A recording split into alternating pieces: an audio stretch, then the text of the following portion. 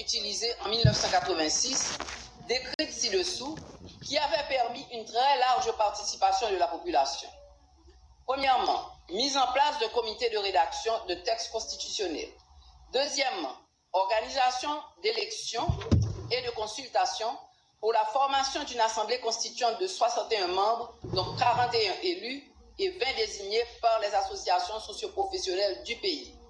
Troisièmement, diffusion des travaux de l'assemblée constituante en direct sur les ondes de la radio et de la télévision nationale.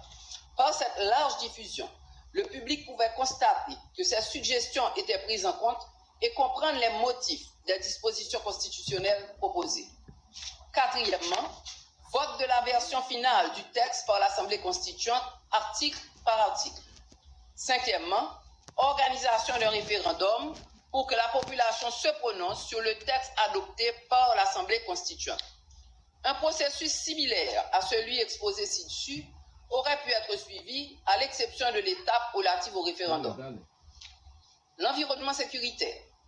Le contexte sociopolitique actuel rend très difficile, pour ne pas dire impossible, la mobilisation de la population pour sa participation à un quelconque processus électoral.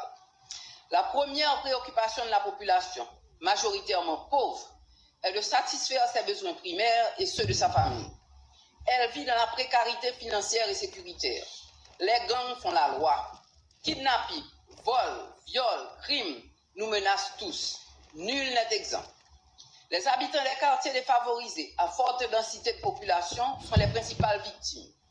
Ces agglomérations se retrouvent surtout le long de la côte ouest de la ville de Port-au-Prince et dans les collines proches d'elle. Les sorties sud, nord et est de Port-au-Prince sont sous le contrôle de bandes armées. La vallée de l'Artibonite, importante zone agricole du pays, vit sous la menace de bandes armées depuis plus de 2 ans. Le moniteur spécial numéro 18 du 18 mars, numéro 2021, instaure l'état d'urgence dans les zones de Village de Dieu, Grand Ravine, Delmas, Savien, qui sont dans la zone de Port-au-Prince, et Petite Rivière de l'Artibonite. L'insécurité et la violence perturbent les déplacements entre les différents quartiers de Port-au-Prince et entre Port-au-Prince et les autres villes. L'accès au lieu de travail est un risque quotidien pour les employés. Les entreprises sont parfois forcées de fermer leurs portes à cause de l'action des gangs. Le palais de justice de Port-au-Prince, capitale d'Haïti, est situé dans une zone dangereuse, limitrophe au quartier contrôlé par des gangs lourdement armés. Malgré les demandes réitérées du Conseil de l'ordre, des avocats, du barreau de Port-au-Prince et du personnel judiciaire, le gouvernement n'a pas accepté de le relocaliser sans pouvoir en assurer effectivement la sécurité. Ces derniers mois, la guerre des gangs dans la commune de Cité-Soleil et à Martissan a fait de nombreux morts et blessés. 2 élèves d'une classe terminale de la même école de Cité-Soleil ont été abattus en l'espace d'1 semaine. Les populations ont dû fuir leur domicile. Les cadavres ne sont pas dénombrés.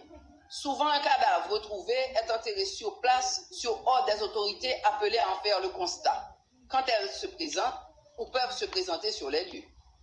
Une commission nationale de désarmement, de démantèlement et de réinsertion a été créée le 27 février 2019 avec pour mission principale coordonner et appliquer la politique de l'État en matière de désarmement, de démantèlement des groupes armés illégalement et de réinsertion des individus désarmés. Aucune information ne nous est parvenue à date indiquant qu'un gang a été désarmé et ses membres réinsérés dans la société. Au contraire, les principaux gangs de Port-au-Prince se sont fédérés. Les luttes armées entre les membres et les non-membres de cette fédération causent de nombreuses victimes dans la population civile non officiellement répertoriée.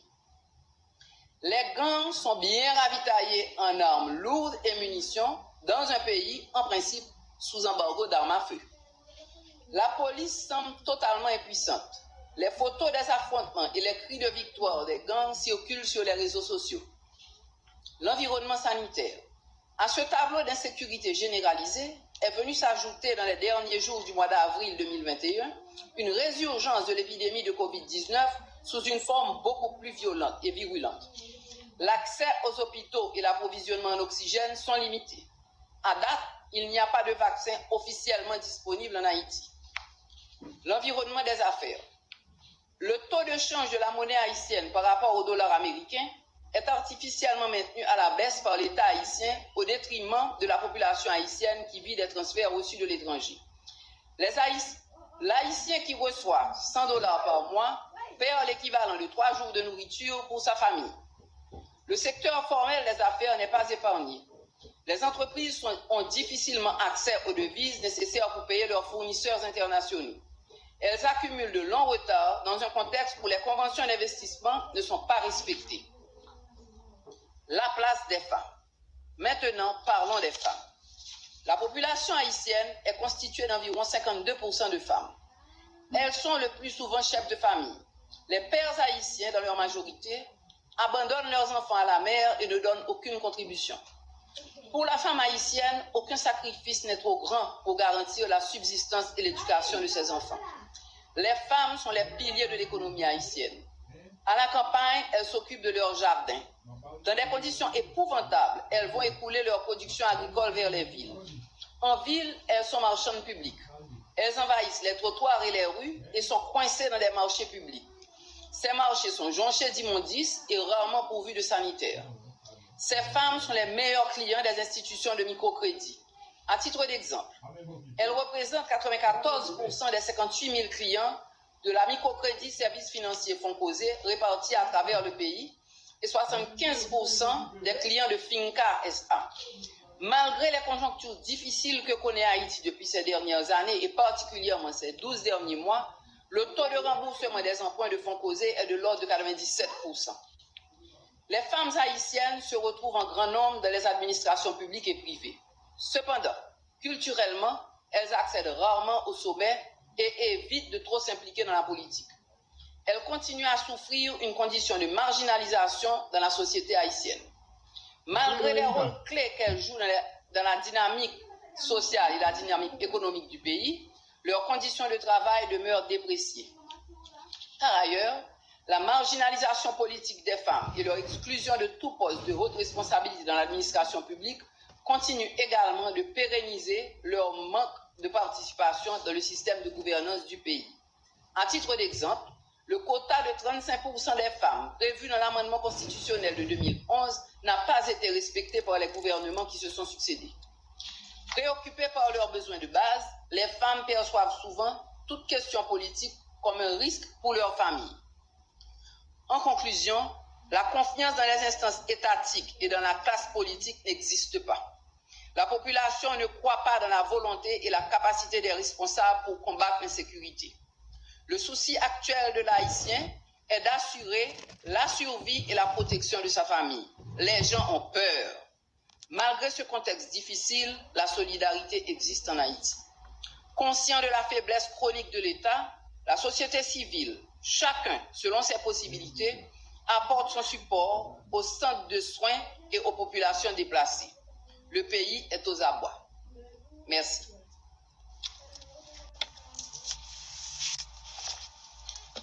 Je remercie Madame Licordewal pour son exposé. J'attire l'attention des orateurs sur le paragraphe 22 de la note 507 qui encourage toutes les participantes et participants aux séances du Conseil à limiter leurs interventions à 5 minutes ou moins, conformément à l'engagement du Conseil de sécurité d'utiliser plus efficacement ces séances publiques. Je donne maintenant la parole aux membres du Conseil qui souhaitent intervenir. Et le premier inscrit sur ma liste est les États-Unis. Vous avez la parole. Merci, Monsieur le Président. Merci, Madame la représentante spéciale, Madame Lelim, pour votre exposé très complet sur la situation en Haïti. Les États-Unis vous remercient pour le travail que vous et votre équipe accomplissez. Madame Licordewal, merci pour vos réflexions, pour nous avoir fait part de votre expertise sur les difficultés auxquelles Haïti est confronté. Monsieur le Premier ministre par intérim, nous félicitons de votre présence ici. Dans les 4 mois qui se sont écoulés depuis la dernière fois que le Conseil s'est réuni pour discuter du BINU, nous considérons que le gouvernement haïtien n'a pas suffisamment mis l'accent sur le fait de faire face aux priorités les plus urgentes d'Haïti.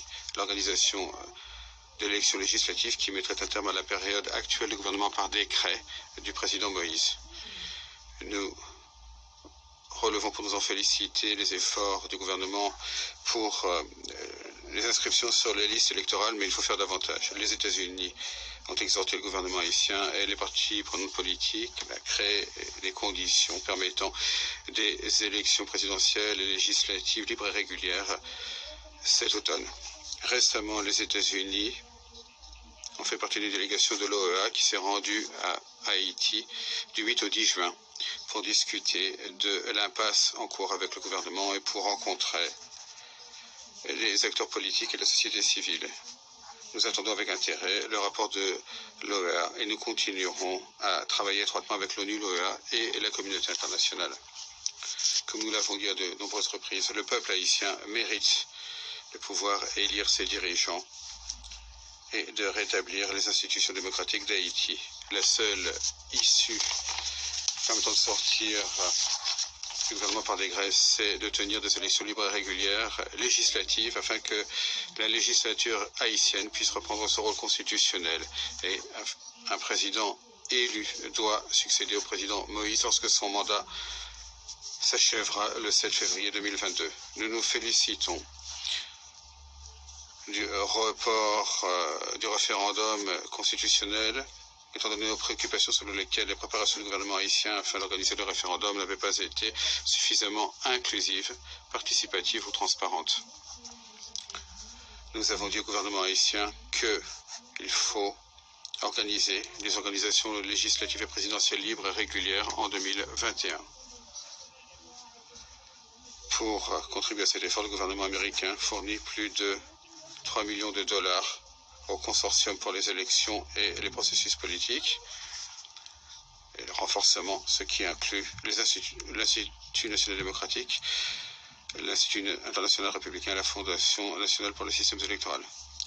Leurs activités incluent le fait d'améliorer l'administration des élections, le renforcement du caractère concurrentiel des partis politiques, le fait de former les électeurs aux processus électoraux, la promotion de la transparence électorale et le fait de garantir une participation inclusive des électeurs.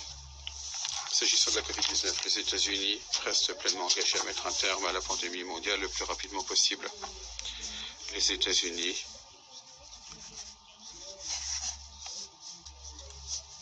partageront 3/4 de leur dose de vaccin grâce à COVAX en accordant la priorité aux Caraïbes, à l'Amérique latine et à l'Asie.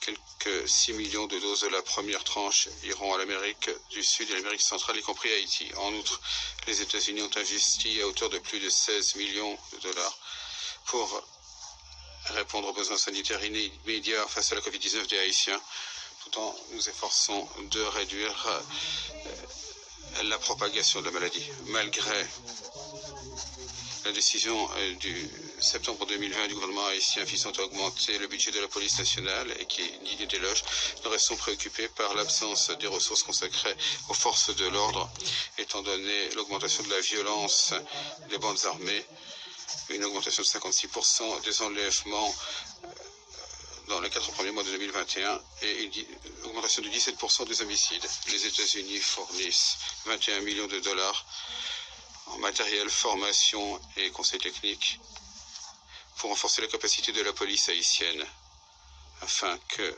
ce soit une agence de maintien de l'ordre responsable. Nous appelons les autres bailleurs de fonds à augmenter également leur aide. Nous encourageons également Haïti à adopter une démarche holistique afin de lutter contre les bandes armées. Nous fournissons 5 millions de dollars pour renforcer les capacités de la police haïtienne afin de travailler avec les communautés pour résister aux bandes armées. Les États-Unis s'efforcent également de renforcer les capacités de la police haïtienne afin d'assurer la sécurité des élections et de protéger les droits humains des manifestants qui ont été gravement menacés au cours des derniers mois. Les États-Unis et Haïti œuvrent ensemble pour former les policiers chargés du contrôle des foules. Nous les formons, nous leur donnons du matériel afin qu'ils puissent réagir rapidement et protéger les Haïtiens des troubles et des violences liées aux élections. Nous restons gravement préoccupés par le fléau de la corruption qui continue d'alimenter la discorde et l'instabilité. Nous attendons toujours des mesures efficaces de la part du gouvernement haïtien afin de garantir la reddition de comptes pour les violations des droits de l'homme, en particulier dans les affaires emblématiques dont saisit le Conseil, y compris Grand Ravin, La Saline et Bel Air, ainsi que le meurtre en août 2021 de Montpellier et d'Orval. Les États-Unis continueront d'utiliser tous les outils appropriés pour promouvoir la reddition de comptes pour tous les auteurs de corruption et autres criminels en Haïti. Haïti est confronté à de nombreux graves défis. Aucun ne peut être pleinement relevé sans qu'il n'y ait de stabilité politique dans le pays. Cette stabilité ne peut être réalisée que grâce à des élections libres et régulières qui aboutissent à un gouvernement démocratique et pleinement représentatif. Le temps est venu pour le président Moïse et toutes les parties prenantes d'agir. C'est maintenant. Le peuple d'Haïti ne peut plus se permettre d'attendre. Les États-Unis resteront à ses côtés. Merci. Je remercie le représentant des États-Unis. Je donne la parole au Mexique. Merci, Monsieur le Président. Je remercie la représentante spéciale du secrétaire général et Madame Udicourt-Evald pour leurs exposés. Leurs réflexions sont très utiles à ce Conseil. Je salue également la présence parmi nous du Premier ministre par intérim d'Haïti. La stabilité et la prospérité en Haïti est une question centrale pour l'Amérique latine et les Caraïbes. Comme nous l'avons entendu, la situation politique, sécuritaire et des droits de la personne ne s'est pas améliorée dans le pays depuis notre dernière réunion au mois de février. C'est pourquoi nous soulignons qu'il est impérieux que des élections parlementaires, présidentielles et municipales soient organisées en Haïti avant la fin de cette année. Nous appelons tous les acteurs politiques à garantir la tenue en 2021 d'élections libres, inclusives, transparentes et régulières, qui reflètent la volonté démocratique du peuple haïtien. Face à la fragilité des processus électoraux qui s'annoncent, nous nous joignons à l'appel du secrétaire général lancé à l'intention des autorités des partis politiques et de la société civile afin que ceux-ci mettent l'avenir du pays en amont de leurs propres intérêts personnels. La violence et l'incitation à la violence sont inacceptables. Ce n'est qu'à travers le dialogue et un renouvellement démocratique qu'Haïti pourra retrouver le chemin du développement durable. Nous saluons les efforts du Bureau intégré et d'autres groupes pour encourager ce dialogue tellement nécessaire entre les partis politiques, les autorités, la société civile et la diaspora. Nous regrettons que ce dialogue n'ait pas porté ses fruits. Nous appelons tous les acteurs à faire un nouvel effort pour échanger sans exclure personne afin de parvenir à des consensus minimaux qui permettent de contribuer à la prospérité et au bien-être du peuple haïtien. Plus d'1,5 million d'Haïtiens ont besoin d'aide humanitaire. Les autorités nationales et la communauté internationale doivent collaborer de façon plus étroite pour résoudre la situation actuelle. Nous prenons bonne note de l'état d'urgence déclaré à cause de la pandémie de Covid-19, mais nous nous disons préoccupés par l'état très embryonnaire de la campagne vaccinale en Haïti. Nous venons d'entendre le représentant des États-Unis évoquer ce sujet. Nous réitérons notre appel pour que les vaccins, qui doivent être considérés comme des biens publics mondiaux, soient mis à disposition des pays les plus pauvres et qu'ils soient distribués à tous les groupes sociaux. Les défis en matière de droits de la personne et d'état de droit restent préoccupants en Haïti. Il est nécessaire de redoubler d'efforts pour combattre la corruption et l'impunité, notamment dans les cas de violences sexistes. Par ailleurs, nous signalons notre préoccupation face à la détérioration de la situation sécuritaire, notamment à cause des activités des gangs et l'augmentation du nombre d'enlèvements.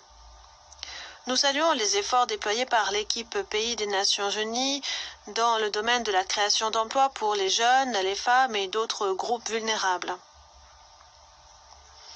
Nous encourageons à un maintien de la collaboration et de l'interaction efficace et constante entre le Bureau intégré et l'équipe Pays des Nations Unies pour améliorer la résilience de la population afin de consolider la paix et la paix durable dans le pays.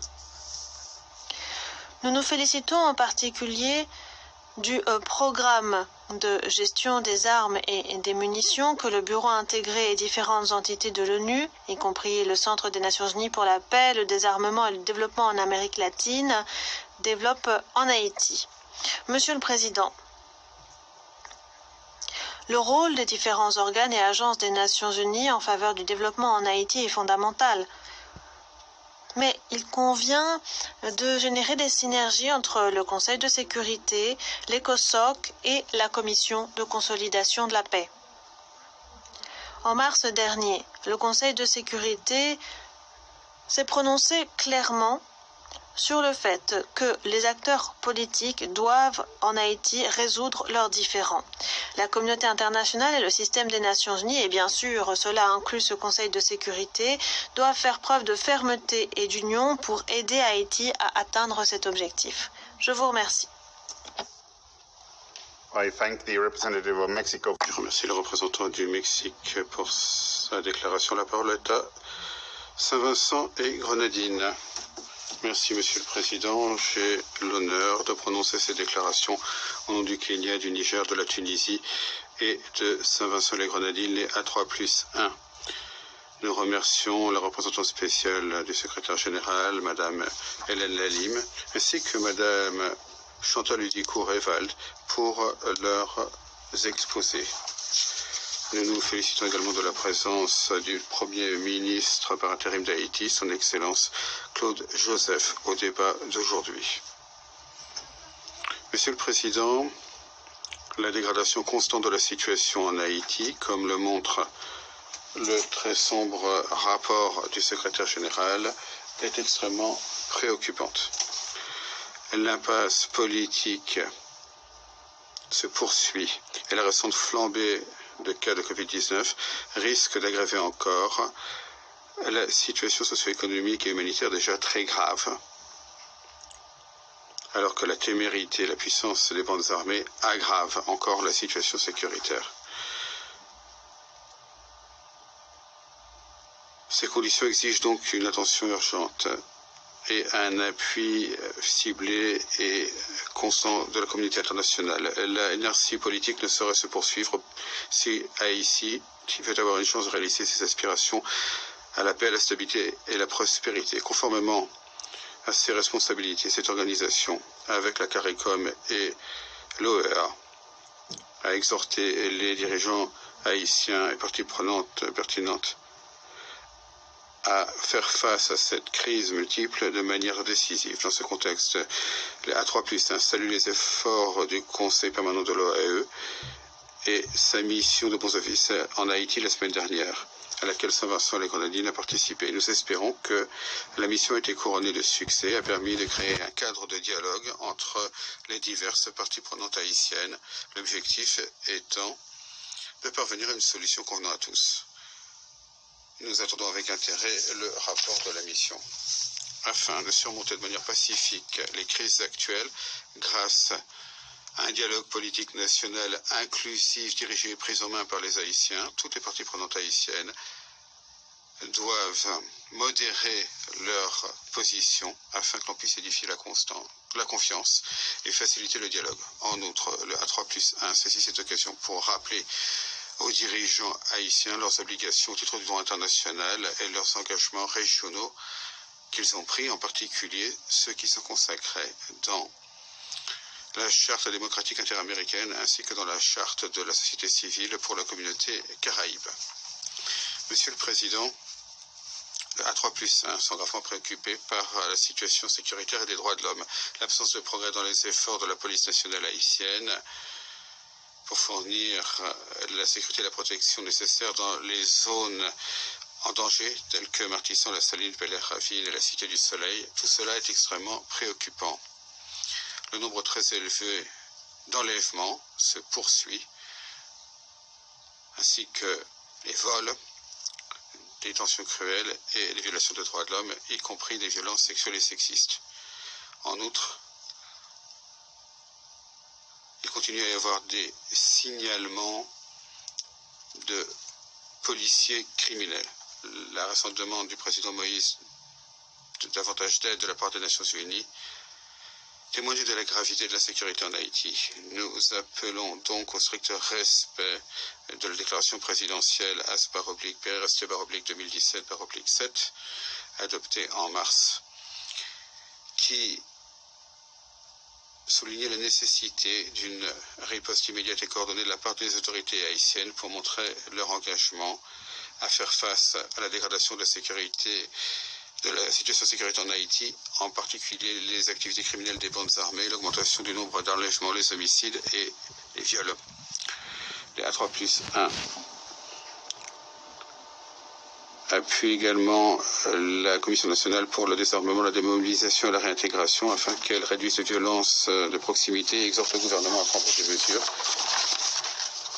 pour adopter le projet de stratégie nationale sur la réduction des violences de proximité. Cette stratégie doit renforcer l'appareil de sécurité de l'État afin de lutter contre les activités criminelles et démanteler les bandes armées. De même, l'adoption du